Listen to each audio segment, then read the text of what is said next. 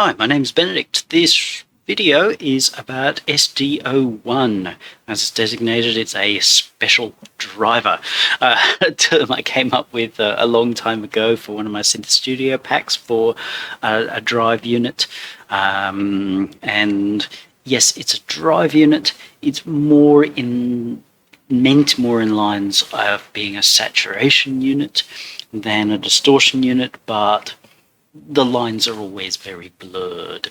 So what we have is we'll make sure that we're in bypass. We're going to work from a subtractor. Now the reason I've chosen a subtractor is because it's a synth that's renowned for having a less than warm sound. It's a wonderful synthesizer, truly wonderful, but because it can be quite toppy, it's sometimes taken to be thin and papery, which it absolutely isn't.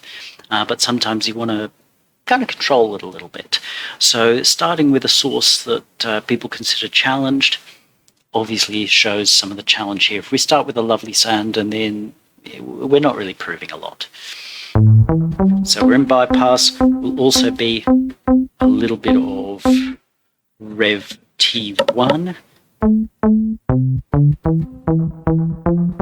Just to make the sound a little bit more realistic. Plus, again, working in cans with a fully dry sound, bit rough. So, special driver, what does it do? It is designed primarily for adding just that little bit of furriness. We're capable of, but we're not primarily designed to be being a drive unit. This is a bit more like the circuit that you would have found on the top of a mixing board, mixing coming into your Neve or your SSL or whatever, and this is not an emulation of any of those at all. It's just a circuit I have made going, I think that does nice stuff. So as you come in, its input pot has its doohickeys that bring level up, and in the process they damage that sound. And this does its own kind of damage. You'll decide whether you like it or not. Bypassed. I deliberately put a bypass up on this one that I didn't put on the others because it's sometimes just much easier to be bypassing here. Level matching will always be an issue with devices like this because you're driving on the front end. There are ideas about saying, as you add so many dB here, you take off so many dB there. Don't like them. Not that much. It doesn't feel right to me because when you add here, you're not adding it in a linear fashion. You're adding it all over the place. So just taking those dB off there, you can fool yourself that you're level matching, but you're not perceptually level matching. So perceptually, as in what you perceive, will never really be the same.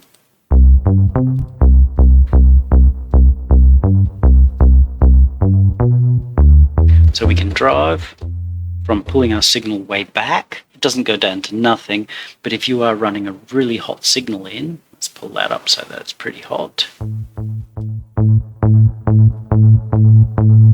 If you're going, oh gee, my default setting's a little too hot, you can pull back, because sometimes you are just sent things that are too hot. And it's just easier to be able to go, yeah, look, I'll back it off here. So I'm putting less into the drive circuit. There is a special little drive circuit inside here, which is designed to give soft distortion. So we can drive it. Naturally, we're going to want to have some sort of sense of, well, as I drive, I can pull back my output.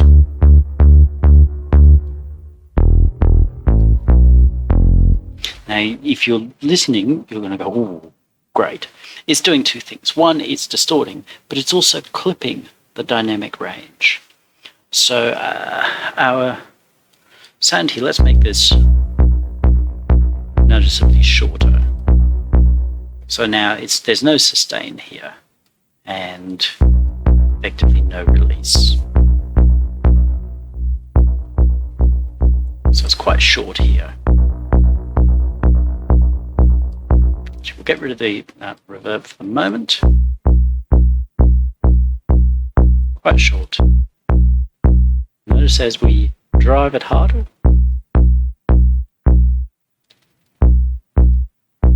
the sound bulks up in time as well. That's part of why we think it sounds fatter. It sounds actually no fatter at all. What we're doing is we're actually compressing. So our signal comes in, it goes straight up to here, and then it starts to fade off. So that's this bit here. Essentially what we're doing is creating like an H in the middle here. So attack, hold, decay. So we're creating a hold, or just quite simply doing this. So we're increasing the amount that signal appears to stay at top level because we're just chopping the tops off. The more aggressively we chop, we'll start to hear overdrive, crunchiness, but we will also notice that our sound appears longer. So, little train looks cute, long train looks manly. So that's part of why drive gives us the impression that we are making our sound meatier, simply because we have it in presence longer. Rather than fading out as fast, it actually stays up, so it starts to look more like this in terms of a shape than this. So blip becomes blart. In terms of what this does, boost just doubles the input. So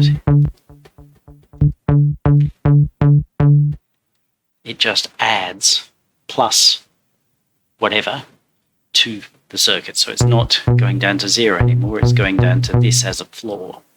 So that and that are essentially the same level. So if you've got to here and go, oh geez, but I want more, you could either drive it from before the unit or you can set boost and go up here. Once you've hit boost territory, chances are you really moved over into distortion. Doesn't mean it's not going to sound good, it'll probably sound even better, but just be aware what you're doing, because what you're doing is, as I said, you're actually doing more compression. So if you then go and compress this as well, it may be a good call, but you could just be to your sound. Sounds great in solo, put it back in the mix and go, ugh. It just doesn't work, and then you think more processing is going to solve it. Chances are you want less. If you've started to push this into that point where then you don't need a compressor. The only reason you'd use a compressor now, and even that's questionable, would be to actually reduce some of the belly. So you might say, okay, I'll give it a slightly slow attack and then start closing it down. So once you've started to make your shape somewhat like this, you might introduce compression to do this. That's that balance, because obviously as we start to add some crunchiness, and we might really like the crunchiness, but we don't necessarily like the fact that it's now taking up this much room in the mix when it's supposed to be an attacky sound, but we've now moved all its sense of weight back in time. So we might put in a compressor to say, okay, let's turn it back into the shape we want. Now we've got the tone that we want. So just be aware of that. Obviously this is going to behave very differently in monophonic mode as it does to polyphonic mode.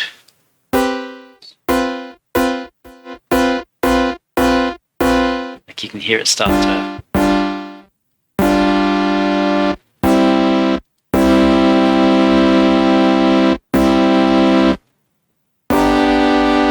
it's getting distorty and not nice. Whereas if we're in mono mode,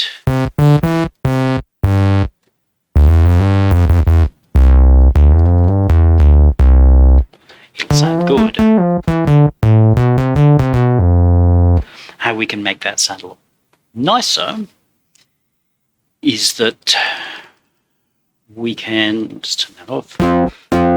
If we go, that really is good, that's kind of the tone that I'm after, that's the kind of drive I'm after, but it's too on the top end, then we can apply our filters. We can apply it as 12 or 24 dB roll-off synth filters. If you're finding that it's rolling off, but you're losing some of the tops that you want, add your resonance in. Up to about halfway, you'll effectively be more squaring your cutoff. Like your cutoff will roll. When you add resonance, you're sort of squaring that up a little bit. So it's more like this in terms of shape. We're not looking to do this perfectly. We're looking to do this interestingly.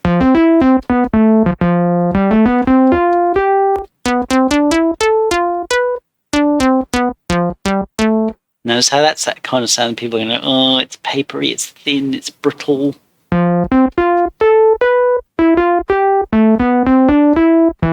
haven't changed our preset. We've merely changed how we make it speak, which is a combination of drive and compression because we're hitting it far too hard. So we can control high and low pass. Yes, you can do that trick. So if as we push this sound it becomes too much, because you do often bring in a lot of murk when you do this kind of stuff, especially up here.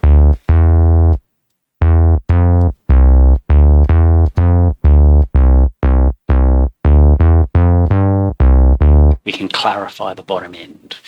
It's not meant to be a particularly accurate process. They are synth filters. If you want to get super accurate, then get out your F2.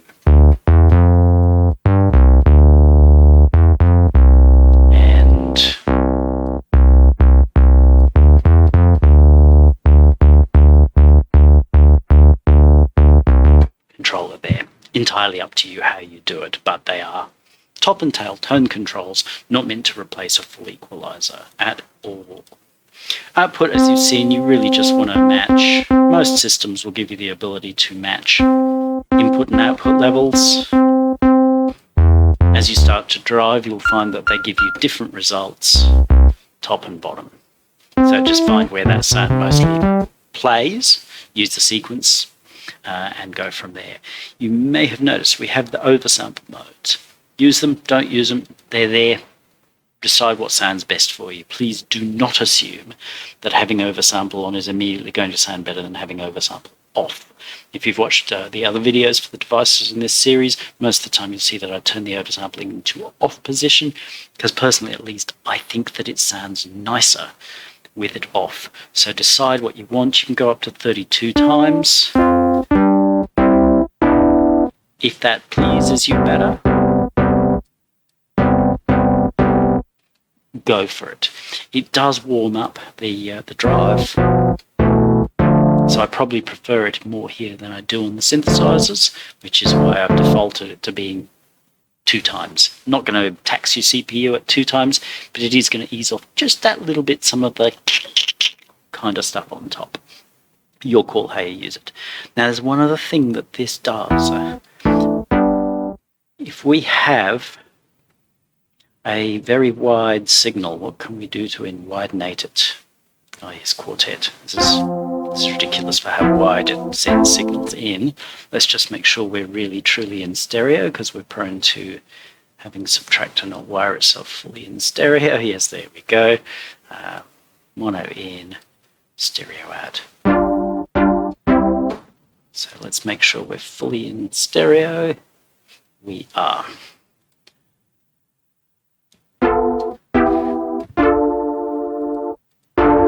Especially as we're boosting things, that can become quite problematic. Yes, hopefully your mixer has a way of handling stereo width at the mixer. If not, we can control it here.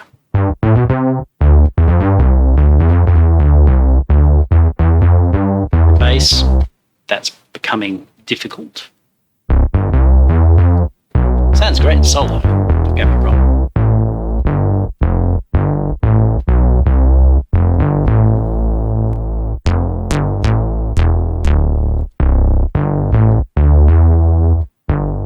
Now that's kind of exceeding what it's really designed to do. You want to run it sort of still down here somewhere.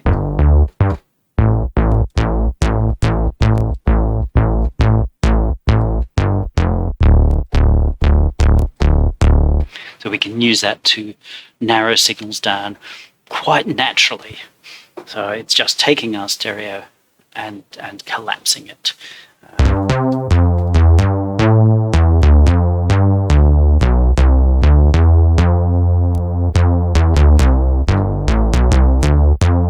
So it's got that very toppy, sort of papery sound.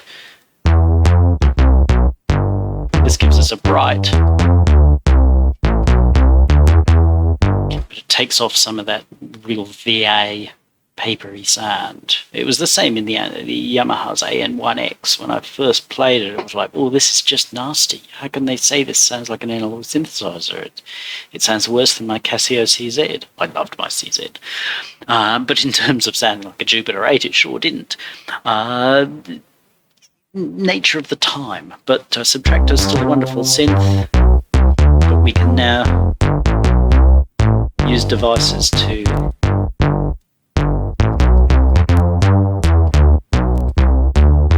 transform how that's going to work in a mix. This is a character device.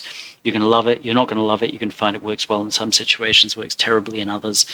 Really, really going to be up to you how you use it.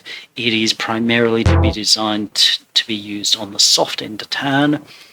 So initially you'll want to use it for basses and the like. But if we were to use it for, say, a string,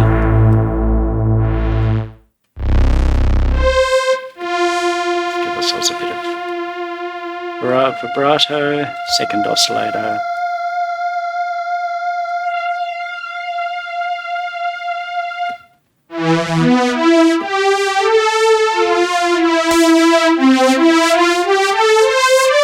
Just quite hard and brittle.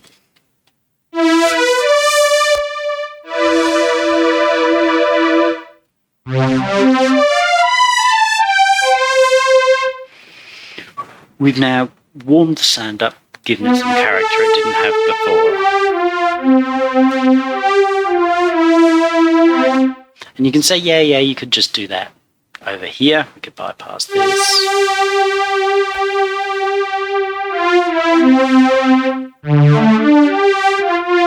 Yeah.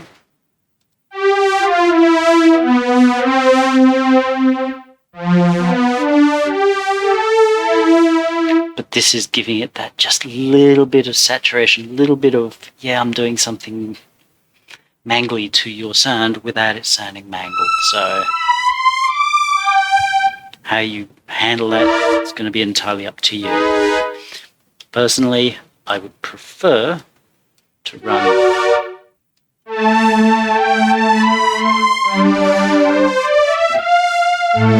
my chorus after in this situation. We'll put our reverb back on.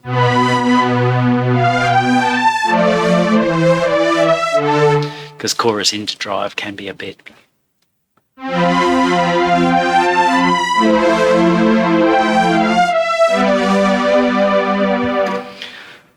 sounds like retro wave.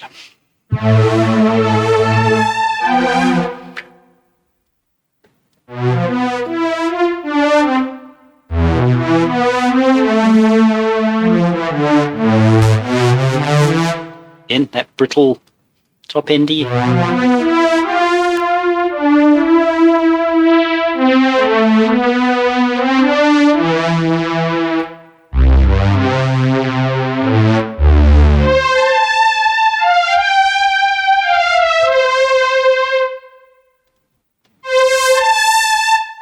Not nice.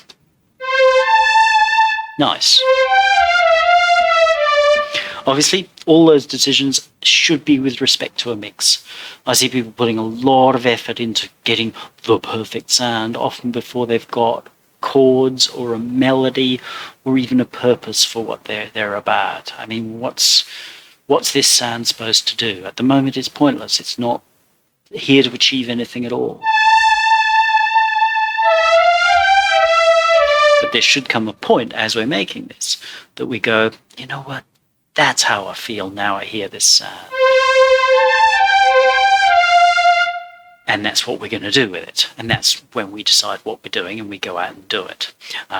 So if you watch things like this and go, oh, but you're just goofing around. And it's like, yeah, I'm just showing you possibilities once you've got a purpose. And this kind of work here where we're really finding the timbre of a sound really is best done after it has a purpose. Because once it's got a purpose, then we know if we want that to be driven. If this is supposed to be a Whitney Houston love ballad, and that's our like I love strings. Not nice at all. Not nice in the slightest. It's entirely possible we might want to turn this off completely. We definitely wouldn't have that stupid chorus all over it. We probably wouldn't be using the synth at all, to be honest.